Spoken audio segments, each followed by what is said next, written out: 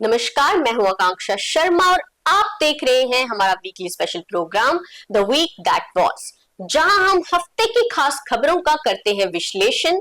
सबसे पहले इस हफ्ते की खास खबरें।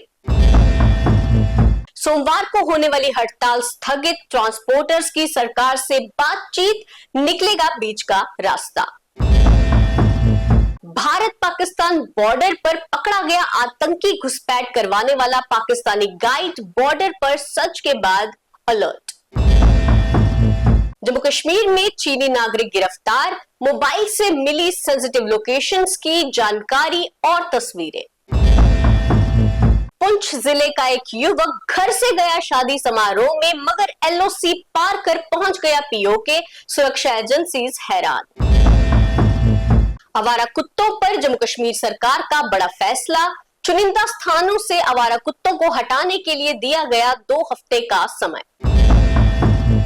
कश्मीर में सर्दी का कहर, मगर हवा में प्रदूषण चिंता का विषय। और अब इस हफ्ते की खास खबरों का विश्लेषण मेरे साथ होंगे मेरे सीनियर सहयोगी दीपक खजूरिया। सोमवार को होने वाली हड़ताल यानी कि ट्रांसपोर्टर्स ने कहा था कि सोमवार को चक्का जाम रहेगा, लेकिन अब उनकी सरकार से बात हो चुकी है। तो दीपक जी, कहीं ना कहीं उनकी जो मांगे थी वो क्या सरकार द्वारा मान ली गई है?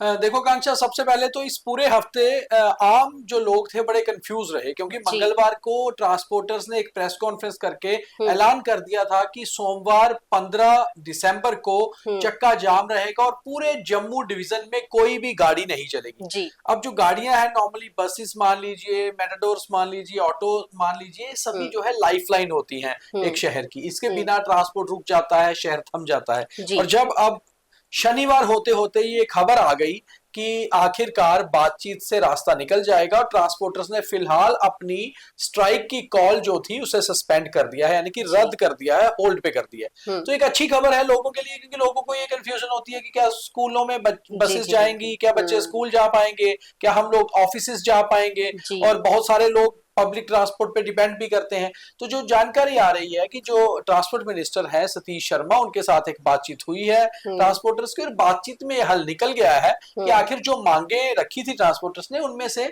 कुछ पर विचार करने को सरकार ने बात मान ली है। तो फिलहाल स्ट्राइक पोस्टपोन कर दी गई है, सस्पेंड कर दी गई है। तो अब सोमवार को यानी कि कल कोई भी चक्का जाम नहीं है, आम दिनों की तरह ही सारा ट्रांसपोर्ट चलेगा। जी, इस हफ्ते एक और खबर सामने आई जिसमें इंडिया पाकिस्तान बॉर्डर पर बीएसएफ ने एक संदिग्ध व्यक्ति को गिरफ्तार किया, जो कि आतंकी घुसपैठ करवाने वाला एक पाकिस्तानी गाइड निकला। तो दीपक जी, उसके चलते बॉर्डर पर अलर्ट भी हो गया। देखो, नॉर्मली आकांक्षा अलर्ट तो बॉर्डर पे है ही है, ऑपरेशन सिंदूर के बाद से लेकर अब तक अलर्ट है। मगर खास तौर पे अगर ये बात कहें हम कि जो पाकिस्तानी गाइड था, ये मोहम्मद अतीक, ये बहुत बड़ा जो है था, जिसको क्रॉस बॉर्डर हम टेररिज्म कहते हैं, यानी कि जो इन्फिल्ट्रेशन होती है आतंकियों की, उसके पीछे इसका बहुत बड़ा हाथ था। ये कई बार हीरानगर से, सांबा से, जम्मू के बॉर्डर से वहां पर इस तरह की कोशिश कर चुका है। ये पाकिस्तानी सिटीजन है, सियालकोट का रहने वाला है।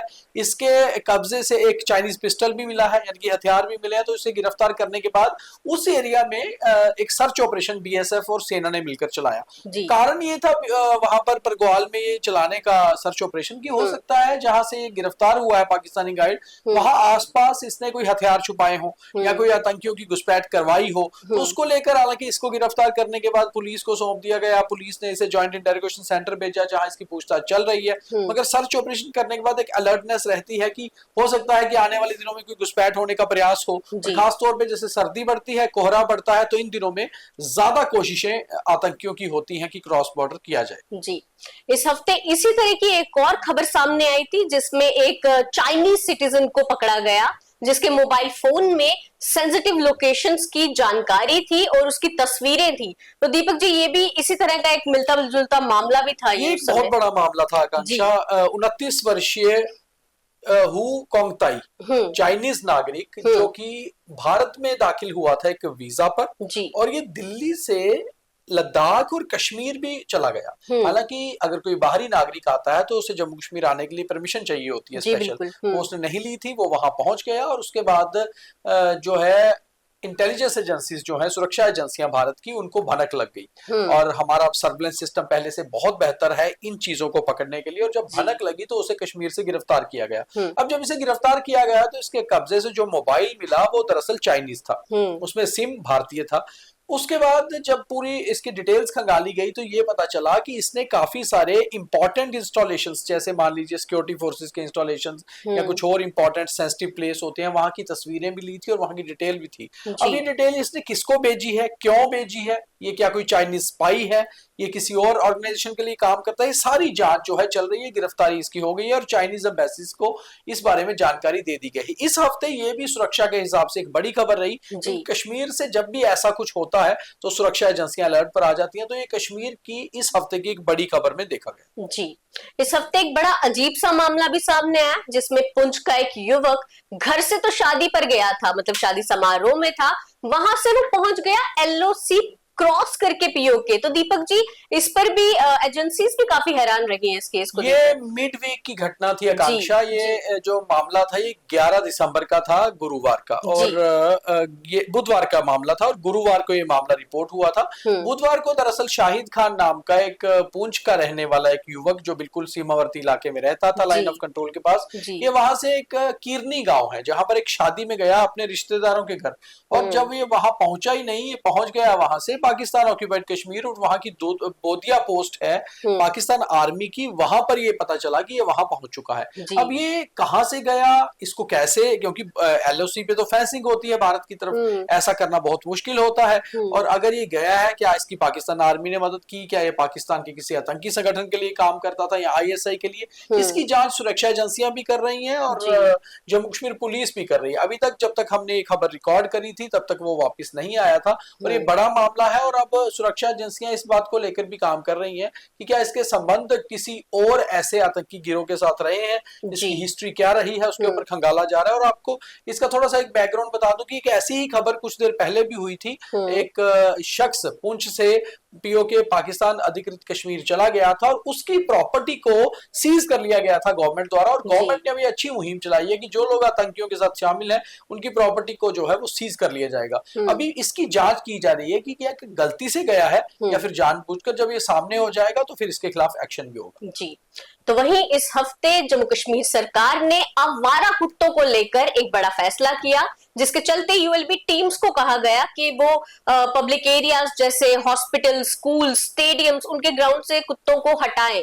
तो दीपक जी, ये भी इस हफ्ते की एक बड़ी खबर रही है। बिल्कुल आकांक्षा, ये जो मिड ऑफ द वीक ये भी खबर आई थी, और ये खबर आई थी कि डॉक्टर मनदीप कौर हैं जो प्रिंसिपल सेक्रेटरी हैं अर्बन डेवलपमेट डिपार्टमेंट की, उन्होंने ये ऑर्डर निकाला कि जितने भी यूएलबीज हैं, यानी कि अर्बन जो कॉर्पोरेशंस हैं, जिस तरह Jammu municipal corporation, Srinagar municipal corporation या फिर बाकी जिलों की म्युनिसिपल कमेटीज होती हैं, उनको सबको ये निर्देश दिए गए स्पेशली कि जितने भी उनके इलाके में स्कूल्स हैं, हॉस्पिटल्स हैं, बस स्टॉप्स हैं, या जितने भी वल्नरेबल स्पॉट्स हैं जहां पर स्टूडेंट्स ज्यादा होते हैं, बच्चे ज्यादा होते हैं, वहां पर जितने भी आवारा कुत्ते हैं उन्हें पकड़कर जो सेफ होम्स एक कुत्तों के लिए बनाए गए थे वहां रखा जाए, और साथ ही साथ 2 हफ्ते में ये काम पूरा किया जाए, और उसके बाद 3 महीने का समय दिया गया था उन्हें हर महीने की कंप्लाइंस रिपोर्ट देने के लिए। और ये ऑर्डर दरअसल सुप्रीम कोर्ट का था पूरे देश की सभी स्टेट्स और यूटीज के लिए, और इसको जम्मू कश्मीर के जब चीफ सेक्रेटरी के पास लेटर आई तो उन्होंने कंसर्न प्रिंसिपल सेक्रेटरी को लेटर लिखी, और अब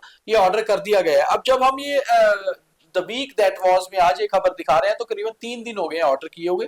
अगले हफ्ते से शायद ये चेक करना भी जरूरी होगा कि आखिर क्या वाकई में आवारा कुत्ते अब कम हुए हैं या फिर ये केवल कागजों में ही ऑर्डर रहा, ये जमीन पे इम्प्लीमेंट नहीं हो पाया, इसे भी देखना जरूरी होगा। जी, तो वहीं अब बात करें जम्मू कश्मीर के मौसम की, तो कश्मीर में इस बार इस समय इस हफ्ते सर्दी का कहर रहा और मैक्सिमम जगहों पर माइनस में टेम्परेचर चला गया। और दीपक जी, कहीं ना कहीं ये भी एक चीज सामने आई कि जम्मू कश्मीर का AQI जो है वो भी काफी खराब स्थिति में चला इस हफ्ते।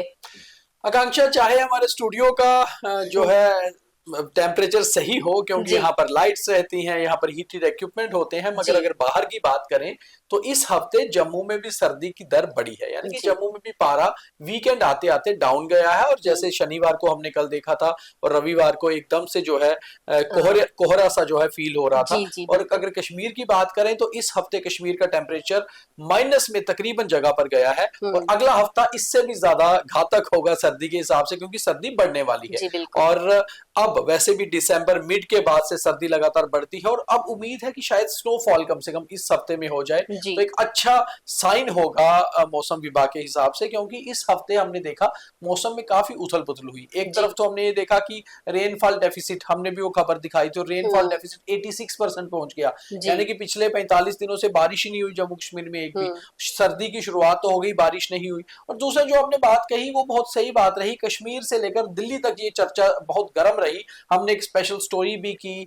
जम्मू के एमपी हैं राज्यसभा के सतपाल शर्मा, उन्होंने राज्यसभा में मुद्दा भी उठाया। कश्मीर के डॉक्टर मुजफ्फर भट्ट हैं एक्टिविस्ट, उन्होंने साइकिल रैली निकाली। ये सारा कुछ इसलिए हुआ क्योंकि जम्मू कश्मीर का एयर क्वालिटी लेवल जो है वो बहुत ज्यादा खराब होना शुरू हो गया। हालांकि पहले कभी इतना एयर पोल्यूशन जम्मू कश्मीर में नहीं देखा जाता था, इस हफ्ते ये लगातार बढ़ा है।